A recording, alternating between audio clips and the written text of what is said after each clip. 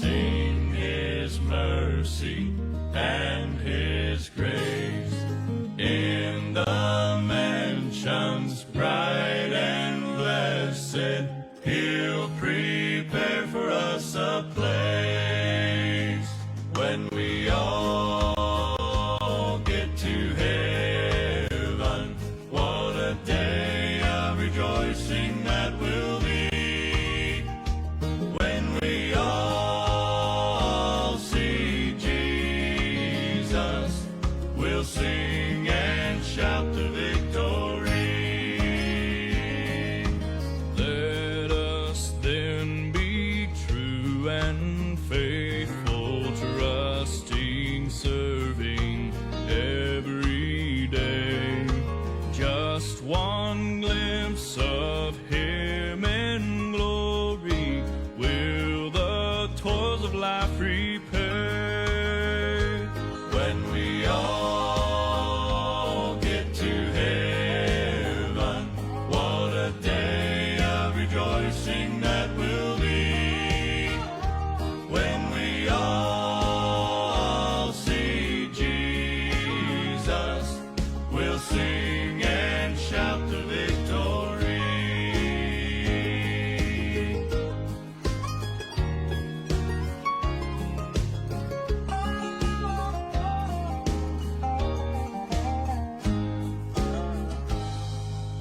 Onward to the prize before us, soon His beauty we'll behold.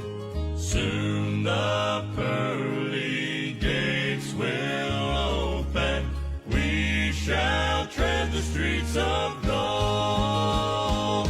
When we all get to heaven, what a day of rejoicing that will be.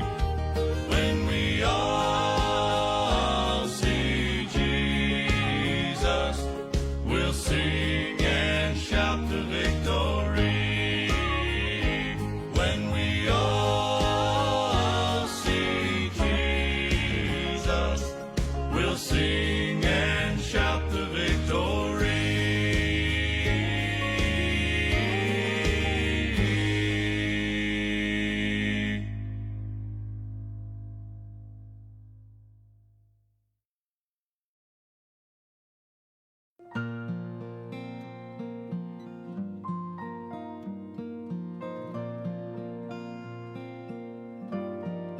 When I see the sunrise in the morning,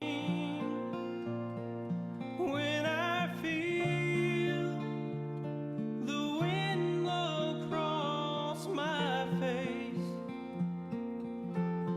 and when I hear the sound of children playing, I know it's all part of God's amazing grace. And I believe there's a place called heaven.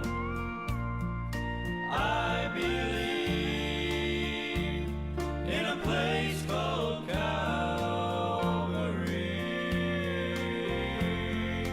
I believe in a man, his name is Jesus. And I believe that He gave His life for me.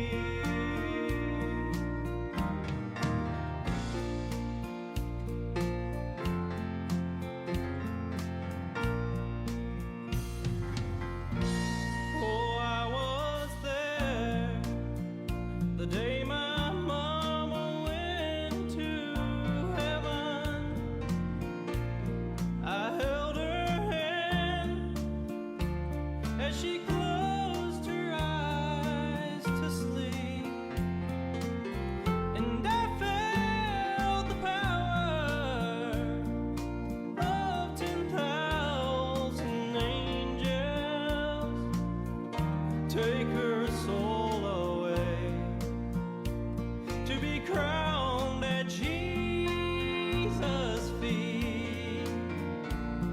And I believe there's a place called heaven. I believe in a place called Calvary. I believe in a man, his name is Jesus. And I believe that he gave his life for me. Oh, I believe that he gave his life for me.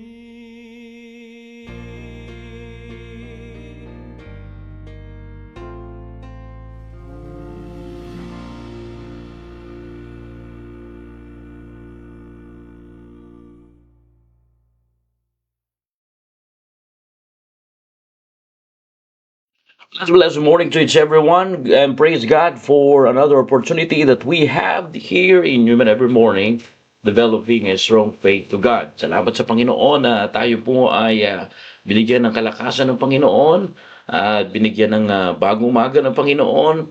At nagpapasalamat ako sa ating lahat na nagpapatuloy po tayo sa gawain ng Diyos. Ano? And again, brethren, I encourage you, if we are maturing in the Lord, if we are growing up in the Lord, the faith that you had this morning, all to be stronger than the faith that you had when you first believed. Again, brethren, when we say faith, it should be biblical. And what is biblical faith? Faith is the attitude to trust God and to trust at His words. I hope we're ready for our another episode here in Human Every Morning, developing strong faith to God. Magandang umaga po sa isa. Let's greet one another here. All right. Good morning to Brother Jobs. Good morning, everyone. Good morning to all our brethren. Wherever you are, may God bless you. At pagpalain tayo ng Panginoon. Magandang umaga sa inyo dyan, mga kapatid. At magandang umaga rin po sa mga brothers and sisters natin sa Perth. And we have a great time there in Perth Mission. Praise God that I have safe travel going back here in Human. And after this Sunday, I will travel back there to do the ministry that God entrusted us. All right. Good morning, Sister Bona. Good morning. And Brother Jobs, good morning to my wife. Good morning to our brethren. Good morning, Sister Shaina, Nanay Leticia. Good morning, Zachary. It's school holiday. Where's Joshua? Ate Shaina, where's Joshua? Joshua Zapatos, eh. All right, school holiday. I asked him to join. Okay. Good morning, Nanay Lolena. Good morning, and good morning, everyone. And to our brothers and sisters here in Human, and all our brothers and sisters there in Perth. So good morning, and praise God. Salamat sa Panginoon. Daw umagang po sa inyo lahat. Good morning, Sister Queenie Moreno. Good morning po. Alright, good morning, Sister Jera. Good to see you here. Nakapag-join po kayo. Praise God for that. At nagpapatuloy kayo sa Panginoon. So ngayong umaga ay tayo magpapatuloy sa ating pagpapalago at pagpapalawak ng ating pananampalataya sa Panginoon. Alam niyo, mga kapatid, napakaganda, no? Kung ano yung ginagawa mo na ngayon, kung ano yung pinagpipray mo ngayon, ilagyan mo lang ng pananampalataya. If you want your prayer is effective, put faith on it, Pananampalataya. Yan ang kailangan natin, mga kapatid. Palaguin natin yung pananampalataya natin sa Diyos. Kung naniniwala tayo na may magagawa ang Diyos, pagkatiwalaan natin siya. Pag sinabing pananampalataya, yun meron tayong pagtitiwala sa magagawa ng Diyos kesa sa magagawa po natin. Okay. So, good morning, Nanay Helen. Thank you for listening here. At nagpapasalamat ako na nagpapatuloy po kayo. Alright, let's open our Bible. Let's go back to the Bible. Balik tayo sa salita ng Diyos. At again, mga kapatid, bago tayo pumasok sa ating mga trabaho o kung mga nasa trabaho na tayo, let's come to the Lord and instead of complaining attitude, instead of complacent attitude, this morning I encourage you, brethren, that let us have a sense of gratitude. Good morning, Brother Mac. Magandang umaga sa iyo, and all the way there in Perth. Good to see you here, bro. And let us thank God for what He had done. Let's open our Bible, please. All right, First King chapter number 12, still here, First King chapter number 12, and in verse number 19, okay? Basahin natin down to verse number 24. All right, you there, brethren? I hope you're there. Amen. Okay, we're gonna read it for you. All right. Good morning, yes, sir. All right. The Bible says in verse number 19, the Bible says, "So Israel rebelled against the house of David unto this day." Verse number 20. "And it came to pass, when all Israel heard that Jeroboam was come again, and they sent and called him unto the congregation, and made him a king over all Israel, there was none that followed the house of David, but the tribe of Judah only." Verse number 21. "And when Rehoboam was come to Jerusalem, he assembled all the house of Judah with the tribe of Benjamin, 180,000 chosen men, which were warriors to fight against the house of Israel, to bring the kingdom again to Rehoboam the sons of Solomon." Verse number 22, "But the word of God," I like that, "but the word of God." Salamat mga kapatid, meron tayong salita ng Diyos. I really thank God that there is a word of God. The Bible says, "But the word of God came unto Shemaiah, the man of God, and saying," the Bible says in verse number 23, "Speak all Rehoboam, the sons of Solomon, king of Judah, and unto all the house of Judah and Benjamin, and to the remnant of the people, saying, Thou saith the Lord, ye shall not go up nor fight against your brethren. The children of Israel return every man to this house, for this is from me. They hearken therefore to the word of the Lord, and return to depart according to the word of the Lord." Wow, I like this. They hearken therefore the word of the Lord. My question this morning, do we have a habit? Our topic this week is building a habit with God. My question, do we have a habit to have a willingness to listen in the Word of God? Meron ba tayong pagnanais? Meron ba tayong talagang yung gustong-gusto natin, nakakapakinig tayo ng salita po ng Diyos? Hindi po salita ng tao, hindi po opinion lamang.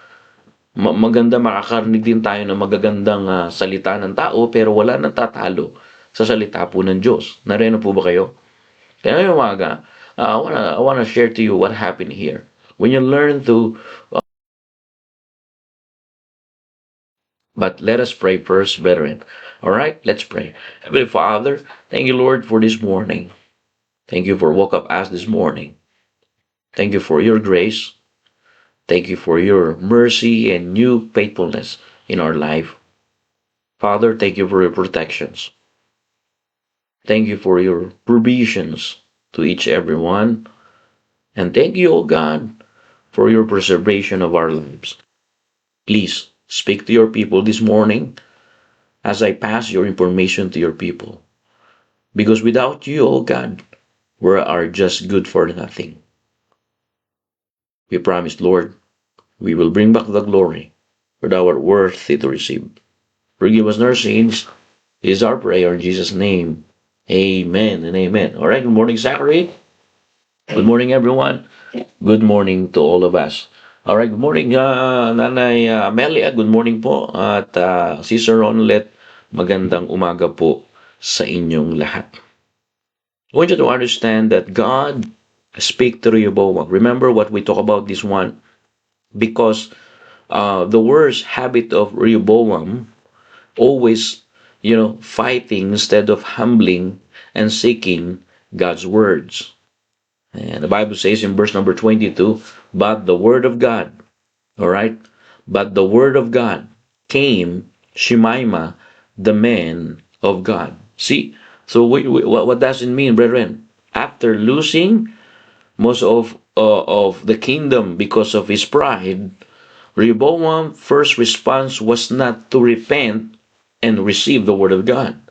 But the Bible says it was to gather an army to fight instead of asking, Lord, what do you want me to do?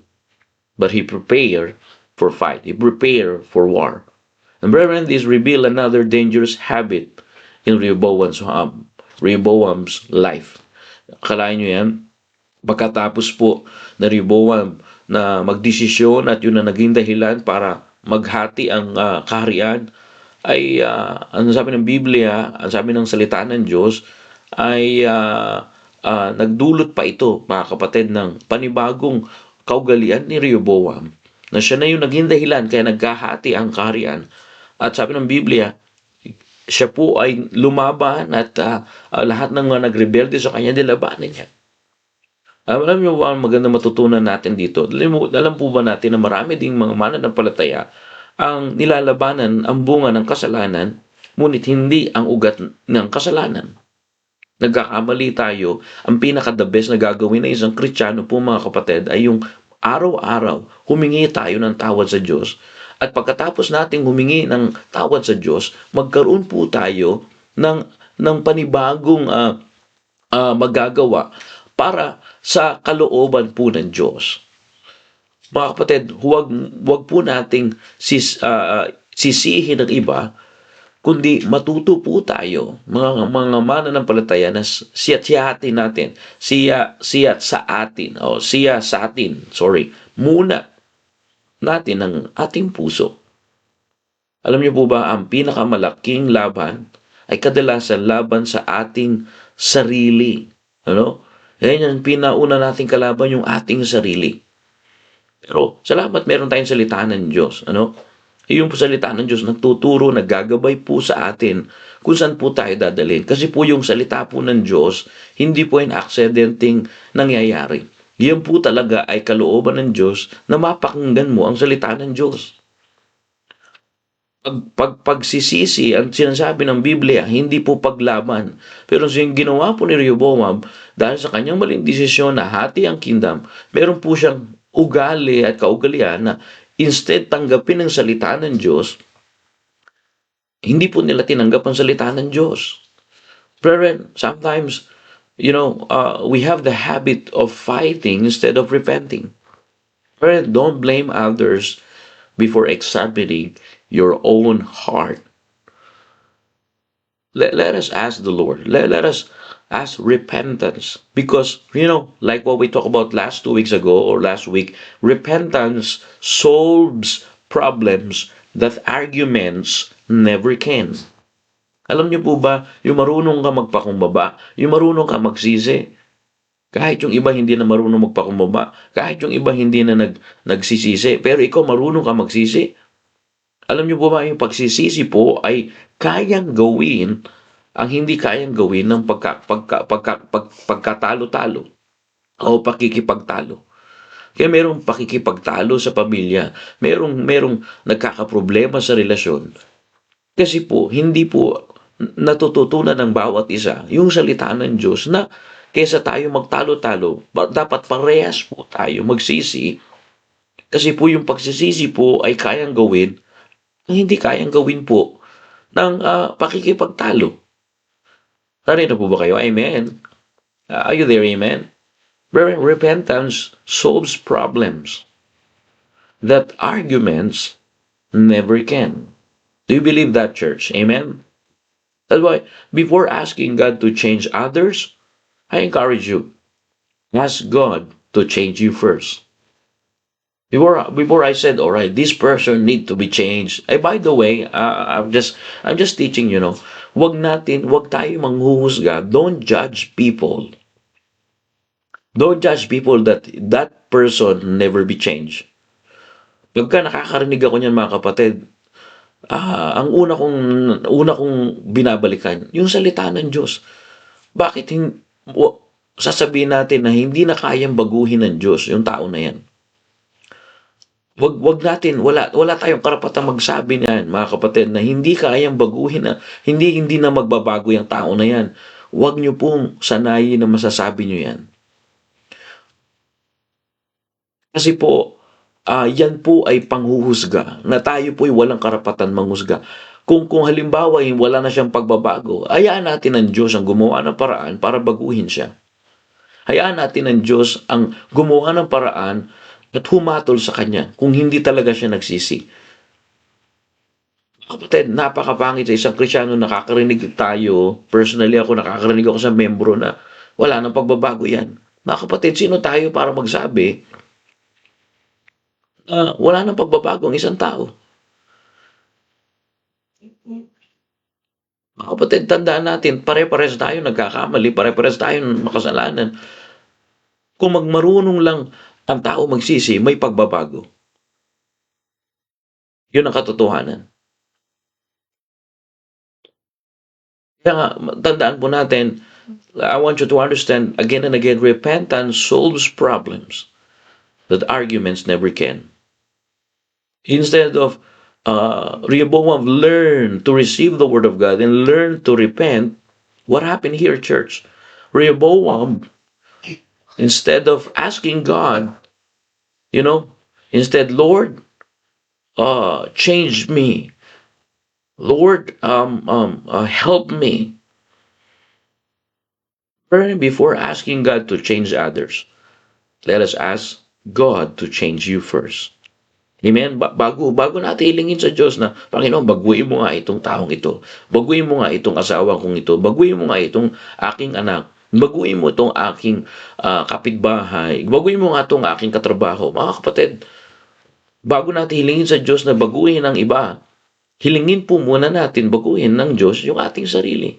Gusto ni si Rehoboam na mabago yung nangyari, pero hindi niya muna binabago yung kanyang sarili. Rehoboam, what the Bible says, blame others, blame the 10 tribes, and solving the problem, solving the others, all right, instead of solving his problem.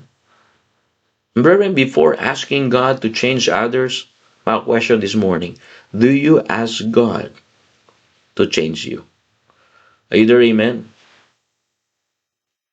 Hello? Bago mo sabihin, oy, magbago ka muna, magbago ka na sa ginagawa mo, okay.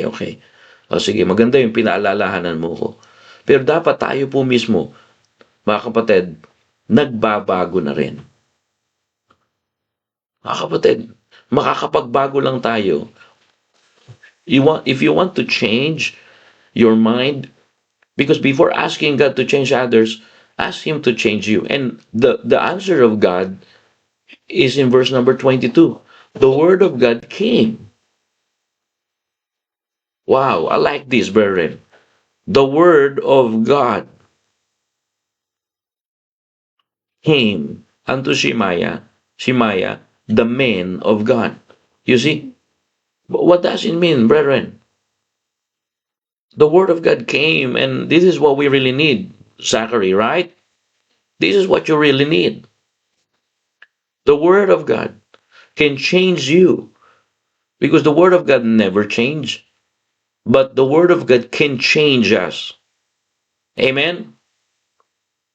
Hello, church, amen?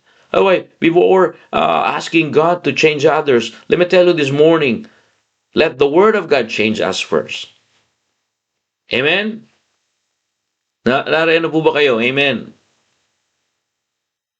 Maganda ngayong umaga. Bago natin sabihin, magbago ka na. Okay, ang katanungan ko ngayong umaga sa'yo, inalaw mo na po ba ang salita ng Diyos na namimili lang tayo ng maririnig natin at yung gusto lang natin, yung palagay lang sa atin. But before asking God to change others, ask Him to change you. The Bible says, but the Word of God came unto Shemaiah, the man of God, saying, before the battle began, God spoke to Rehoboam. Rehoboam was ready to change this situation by military forces. Rehoboam was ready to change the situation by 180,000 military forces. But God wanted to change his heart through his words. And before the battle began, God spoke. I know you have battle in life. I have battle in life. I have personal battle. You have personal battle. But are you glad this morning that before the battle began, God spoke? In verse number 20, the Bible says, verse number 21, Rehoboam gathered 180,000 to change the situation, to change the people by force. But do you know, the word of God came. Salamat. Nung naghahanda na si Rehoboam siya po ay babaguhin niya yung sitwasyon bago magsimulang digmaan, ang salita po muna po ng Diyos ay dumating. Mga kapatid, handa na si Rehoboam na baguhin ang sitwasyon. Naghati ang kaharian, gusto niyang maibalik yung mga nagrebelde at babaguhin niya yung sitwasyon sa pamamagitan ng lakas ng kanyang mga sundalo. Ngunit nais po ng Diyos na baguhin ang kanyang puso sa pamamagitan ng kanyang salita. Narin na po ba kayo? Are you there? Amen? Hello, church? Nandito na po ba yung mga brothers and sisters natin?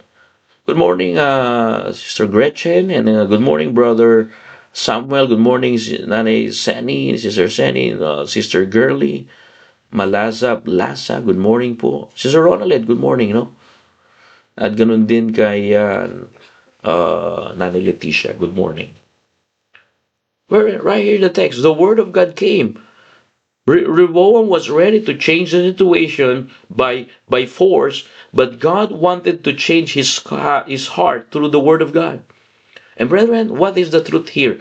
This is one of the greatest lessons in our Christian life. Do you know what is the greatest lesson in our Christian life? God is more interested in transforming our hearts than simply changing our circumstances. Are you there? Amen. Oh, praise God, Brother Samuel. I receive it to myself to change my habit, to change my life. Wow. Parent, tandaan po natin, before the battle began, God spoke. Bago magsimula ang digmaan, nagsalita muna ang Diyos. Bago tayo makipag-away, nagsalita muna ang Diyos. Bago tayo magtanim ng sama ng loob, nagsalita muna ang Diyos. Bago tayo nagdesisyon ng hindi maganda, nagsalita muna ng Diyos. Kaya nga napakaganda, ugaliin natin na makinig ng salita ng Diyos. Before the battle began, God spoke. Before we made a mistake and trouble in our life, God spoke. Before we make a bad decision, God spoke. Before we go to the dangerous places, we are led by the evil spirit or Satan in the possessions or in the deception, God spoke. And this morning, God is speaking to you because one of the greatest lessons that we can learn here, that when Rehoboam was ready to change the situation by military force, God spoke. God wanted to change his heart through the Word of God. Do you know, God is more interested in transforming your hearts than simply changing your situation. Ang binabago po talaga muna sa atin ng Diyos, hindi yung sitwasyon, yung ating puso. Na po ba kayo? Dito na po ba sila mga taga-Highwaycom, Brother Mac, dito si Brother Mac. Sila Nanay Elsa nandyan po. Wala pa. Sila si Sir Bona, dito ba? Sir Bona, morning. Sa mga brethren, Sir Brother Mike, sa Cake Factory. Dito sa Newman, sila Brother Gerald yata, join yan, okay? Medyo dumating po kasi yung mga magulang nila, Brother Gerald at Sister Clarice kahapon at na-meet ko sila sa Perth. And praise God for that. Pero, tandaan natin, handa na si Rehoboam baguhin ang sitwasyon sa pamamagitan ng lakas ng kanyang mga sundalo, ngunit nais po ng Diyos na baguhin ang kanyang puso sa pamamagitan ng kanyang salita. At isa po ang pinakamagandang aral po na pwede natin makuha. Na mas interesado po ang Diyos natin na buhay na baguhin muna ang ating puso kaysa baguhin agad ang ating sitwasyon. Narino po ba kayo?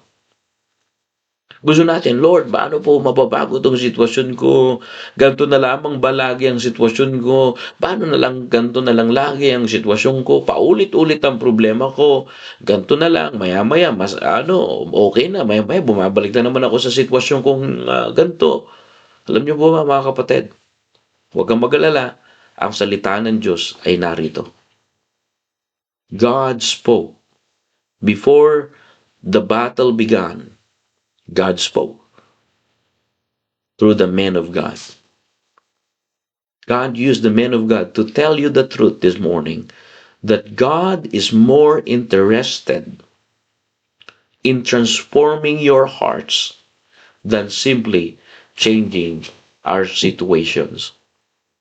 And sometimes we ask God, and sometimes we question God's provisions. That Lord, why the situation never end? All right, let's go back that question. All right, okay. If God not allow that situation never ends, or not allow that your situation it never change, my question: do you allow the Word of God transform your hearts before to change your situations? Alam niyo po ba na mas interesado ang Diyos baguhin ang ating puso bago baguhin ang ating sitwasyon? Let's study the Bible. It is in the Bible. The Bible says, "And the word of God came unto Shemaiah." And verse number 24, the Bible says, "Thou sayest the Lord, ye shall not go up nor fight against your brethren." Fighting is not solution in your problem. "But return every man in his house for these things from me." So what does it mean? Don't solve the problem with your human strength. Don't solve the spiritual problem with human strength. This is all about spiritual matter. "And they hearken therefore the word of the Lord, and return to depart according to the word of the Lord." According to the word of the Lord. Number one, all right. Let God's word correct you before you correct others. Narinig po kayo? Bago natin i-correct yung iba, i-correct muna natin yung sarili natin sa salita ng Diyos. Good morning sa iyo, brother Samuel. Sinasabi si Brother Samuel, amen, big change of my life. Big habit to read the Word of God every morning and night. Wow, very good. Congratulations, Brother Samuel. Yeah, that's great. Let God's word correct you before you correct others. Brethren, it is easy to see the faults of others. That's the truth of the matter. But difficult to admit our own. And let the word of God correct us first before you correct others. Alam niyo po ba, bago ako mag-preach sa pulpito, nung inaaral ko ang salita ng Diyos, sabi ko, Panginoon, paano ko ito i-preach kung hindi ko naman ito ginagawa? Panginoon, turuan niyo ako. Bago ko ito sabihin sa inyong mga tao, turuan niyo po muna ako na makorek yung aking pag-uugali, makorek yung aking hindi magandang ginagawa. Kasi pangit na sa harapan ninyo, nakakapag-preach ako, pero hindi nagiging hipokrito ko sa harapan ninyo kasi hindi ko naman ginagawa yung mga pinipreach ko. Before I jump to the pulpit and preach the word of God, I said, Lord, correct me first. I need to practice what I preach first, Lord. Before I preach, Lord, correct me. And brethren, let the word of God, the Bible says, according to the word of God. What does it mean? Let God's word correct you before you correct others, because it is easy to see the fault of others, but difficult to admit our own. Do you believe that, Zachary? It is easy to see the fault of others, Zach, before you admit your fault. It is easy. I see your fault before I see my fault. And Zachary, let the word of God correct you first before you correct others. Amen? Amen. The Bible says according to the word of God. No? And brethren, if you are a believer, if you have faith in God, spend more time praying and always pray that, Lord, change my spouse. Lord, change my children. Lord, change my pastor. Lord, change my church. Lord, change my community. Either, amen. Let the word of God correct you before you correct other. God often says, let me change you first. Before you pray for change your spouse and change your children and change your pastor or change your church or change your community, God said here, okay, let me change you first. Thou saith the Lord, ye shall not go up nor fight. Madaling makita ang pagkakamali po ng iba, ngunit mahirap po makita ang ating sarili. Mo po ba? Makikita natin yung pagkakamali ng iba, pero hindi natin nakikita yung pagkakamali natin. At mas madali yon, makita yung pagkakamali ng iba kaysa yung pagkakamali natin. Madaling makita ang pagkakamali ng iba, ngunit mahirap makita po. Nahihirapan tayong makita yung sarili nating pagkukulang. Maraming mananampalataya na nananalangin, Panginoon, baguhin mo nga itong asawa ko. Maraming mananampalataya na nananalangin, Panginoon, baguhin mo nga itong anak ko. Baguhin mo nga itong aking pastor. Baguhin mo nga itong simbahan namin. Ngunit madalas, ang sinasabi po ng Diyos, ikaw muna ang babaguhin ko. Ikaw muna. Yung habit mo muna ang babaguhin ko. Sabi ng Panginoon. Kaya nga makikita po natin ang tunay na revival ay nagsisimula po yan sa sarili natin. Alright, we have this coming revival here in church anniversary in our church here in Newman. But do you know, revival begins when we allow God's word to correct you before you correct others. Revival begins in our own hearts. Like what I said, it is easy to see the faults of others. I said to church, we believe in the Word of God, that the Word of God never condemns us. But the Word of God never tolerates us. But also the Word of God teaches us that before we correct others, let's the Word of God correct us first. Are you there, amen? Because it is easy to see the faults of others, but difficult to admit our own. Madali talaga na makita natin yung pagkakamali po ng iba. Kaysa po, yung pagkakamali po o pagkukulang natin. Kasi ito ganun pa tayo minsan, di ba? Ay, ikaw kasi, ginawa mo yan Kung di mo ginawa yan, wala sana tayong kaguluhan dito. Okay. Kunarin dyan na nga, may pagkakamali ng iba. Okay. Kagaya ko po, minsan, bakit ganito tong, natin, yung soul winning natin, parang hindi mahirap. Okay. Siguro may pagkakamali ako. May pagkukulang ako, alam po. Bilang leader, bilang preacher, bilang mangangaral, bilang nagpapastor, alright, may pagkakamali ako. Kailangan makita muna nila ako na nagso-soul winning bago ko sila sabihan na mag-soul winning. Sasabihin natin na magbago ka muna, pero yung tao na sinasabihan mo, yun pa yung madalas na nandun sa labas, nagbabahagi ng salita ng Diyos. Reno po ba kayo? Mga members dito sa church, sabi ko nga sa inyo nung nandyan ako nung Sabado, gusto ko lahat kayo nakikita ko nasa soul winning. Personally. Gusto ko yan. Kaya sinasamahan ko po kayo. Yung mga fathers dyan, isama nyo yung mga asawa ninyo. Gusto ko complete family tayo. Para makahamon tayo sa mga ibang mananampalataya. Buti nga yung asawa ninyo mananampalataya na. So isama ninyo. Huwag nyong hindi isasama. Unahin natin yung oras na yan kasi ina-announce po yan. At siguro naman kung sa mga ibang bagay na paghahandaan natin Di ba?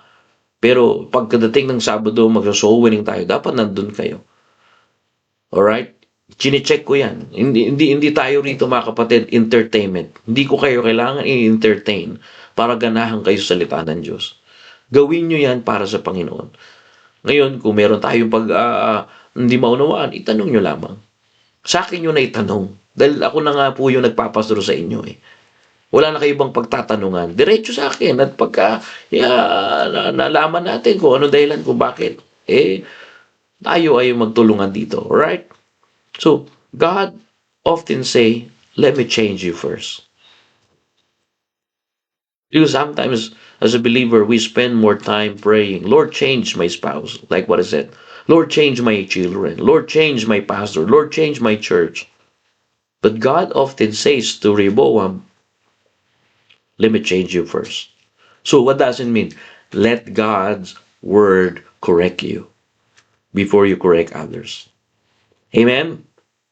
Not only that, number 2, God's word exposes the real problem. The Bible says, verse number 22, when the word of God came unto Shemaiah, the man of God. The reason God's word is available to exposes the real problem.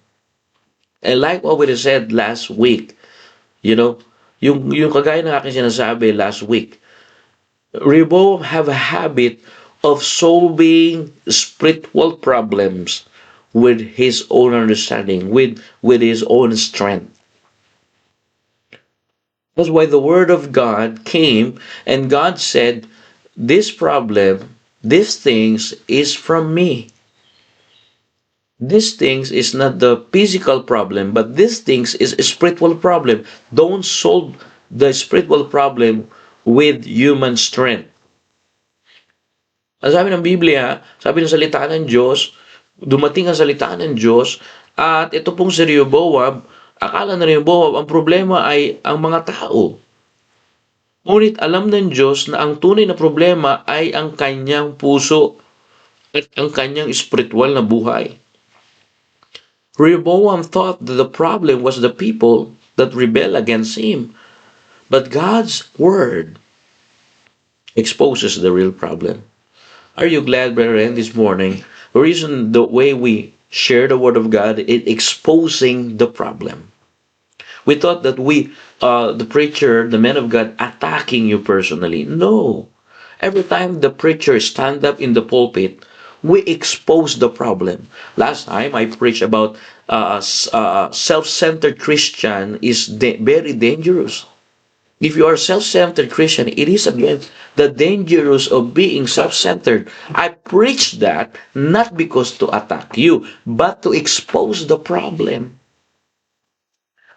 And many times we blame people, circumstances, or situations. But God lovingly asks us to examine our hearts, to examine the Word of God. God's Word exposes the real problem, church. Either amen. Narinig po ba kayo? Rehoboam thought that the problem was the people. But the Word of God came. And God said, for this thing is from me. Now save the Lord, ye shall not go up nor fight against your brethren, the children of Israel. The people is not the problem, Zachary. Sometimes we thought the problem is our circumstances, the circumstances that we had, or the people, but the Bible says the problem is not the people. And what does it mean? Every time we listen to the Word of God, Zach, every time there's a preaching of the Word of God, I teach you, it exposes the true problem. Did you get that, Zachary? Lakasan ng amen. Yung. The Word of God always exposes the problem. God's Word exposes here the real problem of Rehoboam. Mas pinakikita po ng Panginoon yung tunay na problema ni Rehoboam. Akala ni Rehoboam ang problema ay ang mga tao. Ngunit ang alam ng Diyos na ang tunay na may problema yung hindi niya tinatanggap at meron siyang kaugalian na nire-reject niya ang salita ng Diyos. Hindi niya nire-recognize ang Diyos sa buhay niya. Mga kapatid, hanggang ngayon, kung nire-reject mo ang salita ng Diyos, ang tunay na problema, kaya meron kang emptiness sa puso mo. Ang tunay na problema, kaya hindi lumalayas yung mga bagay-bagay na pinagdadaanan natin. Kasi nga po, yung salita po ng Diyos, pag in-expose yung problema, hindi tayo nagre-response ng pagsisisi. Brethren, every time God's Word exposes the true problem, let response, humble heart. Let us respond as repented heart. Okay, every time we share the gospel, sasabihin natin, alright, sasabihin natin sa tao, alright, you need to repent, you need to ask the Lord to come in your heart, but you need to repent your sin. That's the response, church, right? Diba? Sineshare natin yung salita ng Diyos. Andyan tayo nung nasa fort tayo. Alright? Diyan, marami tayo na share dyan, dahil maraming tao dyan. Diba, sinasabi natin, sinasabi natin, alright, ito yung problema ng kasalanan. Ang kasalanan ay aalipinin ka. Ang kasalanan ay idadaling ka sa kamatayan. Merong dalawang kamatayan, physical at na kamatayan, spiritual na kamatayan. Yung physical ay pagkahiwalay ng kaluluwa sa katawan. Pero yung spiritual na kamatayan, ito yung pagkahiwalay ng kaluluwa sa Diyos. So yun yung problema. So anong sagot sa problema sa kamatayan? Yung Diyos na bumaba sa langit para tubusin tayo sa kabayaran ng ating kasalanan. Remember that, brethren in prayer? Yeah? So we share the gospel and let the people knows that the Word of God, because the Word of God exposes the real problem. Our problem, brethren, cannot fix another problem. And as a human being, we have sin problem. And sin problem, God can only fix a sin problem. That's why Jesus came, died, because the Bible says, for the wages of sin is death. The penalty of our sin is death. The penalty of our sin is death. And the Bible says death is, there's two kinds of death, because death means separation. And physical death is separation of soul from this temporal body, this physical body. But the death that the Bible is talking about is not only physical death, but is spiritual death, which means separation of soul from the presence of God. And if the soul of man is separated from the presence of God, we're not going to heaven. We're bound in hell. But that's why God came not to condemn us, but to save us. That's why whosoever believe in Him, God never forced us to be saved. God never forced us to receive Him. God never forced us to love Him. But whosoever believe in Him should not perish, but have everlasting life. We're not believism. We also, believe in faith and repentance. Whosoever, repent or have change of mind and have faith or what God did, what the Son of God did in the cross of Calvary, the Bible says, thou shalt be saved. And the problem is solved because God's Word exposes the real problem. And the real problem is not only physical problem. The real problem is sin problem. But thank God for the Son of God, for God's Son, that He came, He loved us. But God commended His love toward us, the Scripture says, in that while we were yet sinners, Christ died for us. Imagine, brethren. Kaya nga, yung salita po ng Diyos, pagka pinapangaral to, ine-expose yung tunay na problema natin. Ang mga kapatid, ang tunay na problema po ng sangkatauhan, hindi lang po yung alak, hindi lang po yung pera, hindi lang po yung karamdaman. Ang matinding problema, yung pag-aalipin ng kasalanan sa tao.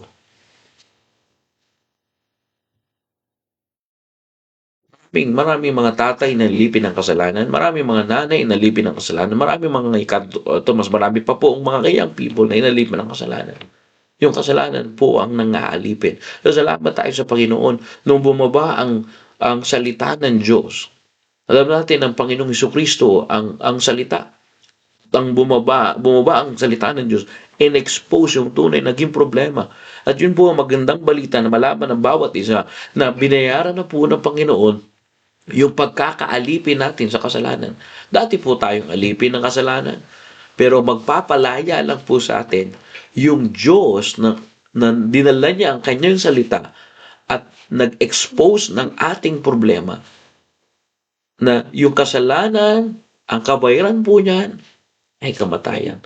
At ang kabayaran po ng kamatayan, mga kapatid, ay yung pagkahiwalay natin sa Diyos. Pero salamat, yung sabi ng Panginoon, siya na ang nagbayad, siya nagtubos, dumanak ang kanyang dugo, nailibing po siya at muli na buhay. Ang gagawin na lang po natin, mga kapatid, kikilalanin natin ang Panginoon, tatanggapin natin ang Panginoon sa ating puso bilang sariling tagapagligtas at magsisisi tayo ng ating kasalanan. Sabi ng Biblia, tayo ay maliligtas. Hindi tayo maliligtas ng ating mga sariling gawa. Hindi tayo maliligtas ng ating sariling reliyon kahit saan man tayo nagsisimba ngayon. Hindi kayo maliligtas sa simbahan namin. Ang tagapagligtas lamang at nakakapagligtas lamang at ngayon ina-expose ng salita ng Diyos, wala pong iba kundi ang Panginoon. Wherein God's Word exposed the real problem. Are you there, amen? Rehoboam thought the problem was the people. Akala ni Rehoboam ang problema ay ang mga tao na nagrebelde. But do you know, God knew the deeper problem. Ngunit alam po ng Diyos ang tunay na problema. Alam po ng Diyos ang tunay nating problema. So hayaan natin ang salita ng Diyos, expose yung problema. Pagka in-expose yung problema, huwag isipin, binabanata na naman ako sa preaching. Don't think about that every time the Word of God preach. Oh, come on, you attacking me personally. No, we're not doing that.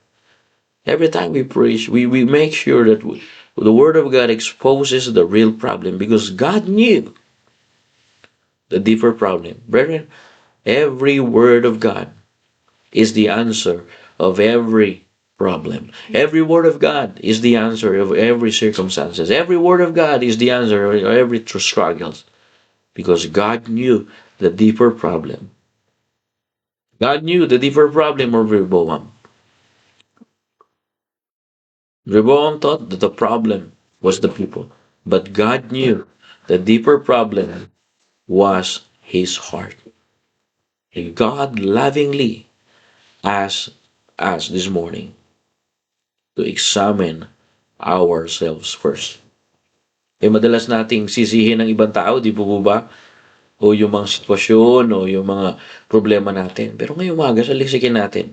Huwag natin pairalin yung pride. Huwag tayong hindi makinig ng salita ng Diyos. Saliksikin natin yung ating sarili kasi nais po ng Diyos na siyatin muna natin ang ating sarili. Tatandaan natin, mga kapatid, kagaya na aking sinasabi, God is more interested in transforming our hearts than simply changing our situations or changing our circumstances.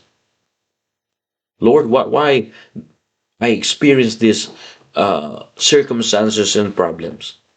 Why you create situation in my life?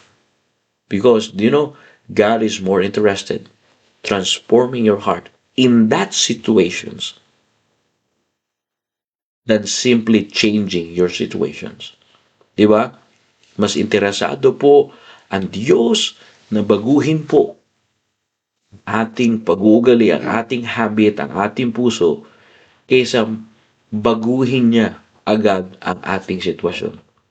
Yung sitwasyon na meron tayo, madalas ginagamit ng Diyos yun para magbago ang ating puso, para lumambot ang matigas na puso. Ano na po ba kayo? Either amen? Dito na po ba kayo? Amen? Kayo nga alis, napakaganda po nito.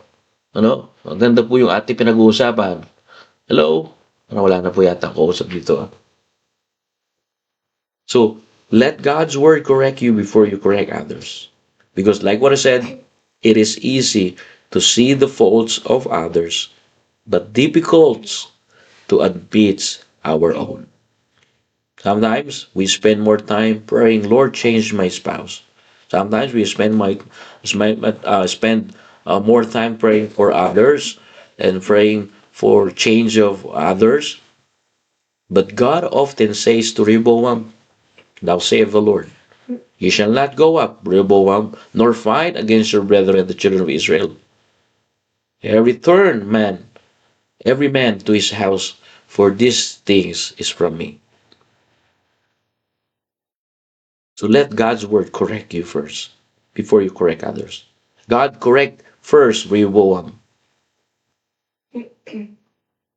God correct first Rehoboam. Rehoboam was ready to change the situation by force, but God wanted to change him first. Amen? Amen po? Let me say again. Let God's word correct you before you correct others. Before you correct your son, before you correct your daughter, fathers, examine yourself because you are the leader. The failure of our family, don't blame to your wife, don't blame to your children. Let us God first. Lord, help me, Lord. Correct me, Lord. There's something within in my heart. Alam nyo, minsan sinasabi ko to sa Panginoon, Panginoon, anong problema? Siguro, yung puso ko, gusto ko ito, pero hindi nyo to gusto. You wanted what I wanted. That's the problem. We wanted what we wanted. Wherein follow and allow God's will in your life. And the answer is the Bible says, and the word of God came. Before the battle began, before Rehoboam was ready to change the situation by force, God spoke. The word of God came and correct Rehoboam. So number one, let God's word correct you before you correct others. Amen?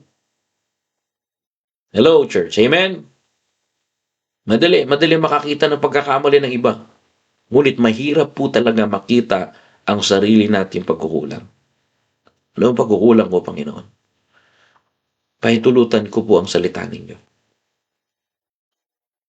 Kasi po, ang salita ng Diyos ay pinapakilala niya at pinapaalam niya yung tunay nating problema. God's word, number two, exposes the real problem. The real problem is not people. When Rehoboam, like what it said, was ready to change the situations by force, to change others, to change the people by force, Rehoboam exposed the real problem. Rehoboam, this is from me. This is from me. God knew the deeper problem. The word of God came. Why the word of God came? Because the word of God exposes the real problem. I hope the message is clear. I want to expound this tomorrow. But this morning, there's two things. Let the word of God correct you first before you correct others. Because, like what I said, it is easy to see the faults of others, but difficult to admit our own. Church, God is more interested in transforming our hearts than simply changing our situation. Amen? Amen, Zachary? Amen. Amen. All right, let's come to the Lord and let us pray po. Tayo po'y manalangin. Heavenly Father, thank you for teaching us this morning. Thank you, Lord, for you are most interested transforming us rather to change our situation, rather to change our circumstances. Thank you, Father. Thank you, Lord, for thy words. And I pray, Lord, that we can apply your words. We learn to apply your words. Bless your people, oh God, this morning as I share your words. Because without you, oh God, we're just good for nothing. Bless remaining hours, bless our remaining time, oh God. And bless us today. And tomorrow, give us another day that will magnify your words and glorify your name.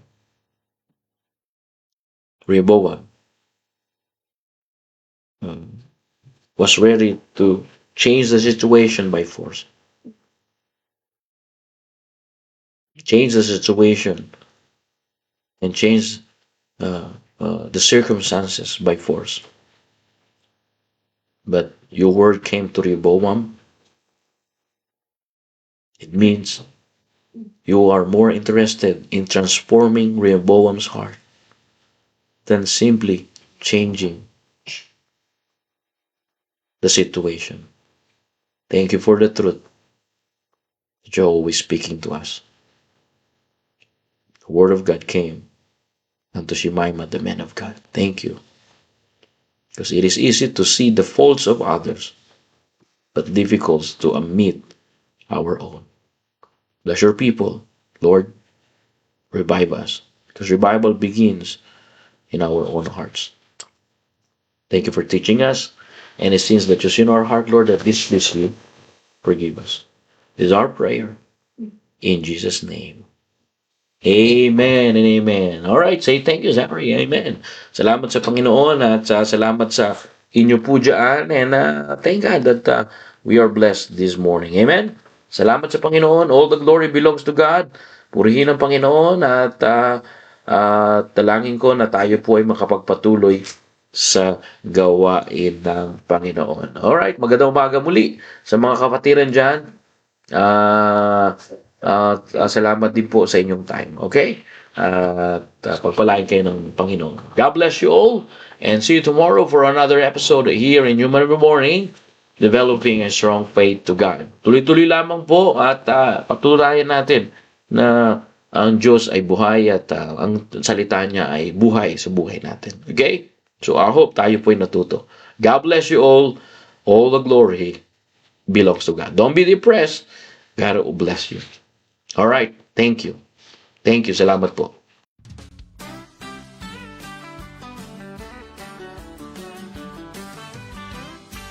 I'm too blessed to be depressed. I'm living on love. I'm not buying on time. And I don't need luck, 'cause I've got faith. Too blessed to be depressed, and I'm living on love. Now some folks say they can't make it through the day without a little something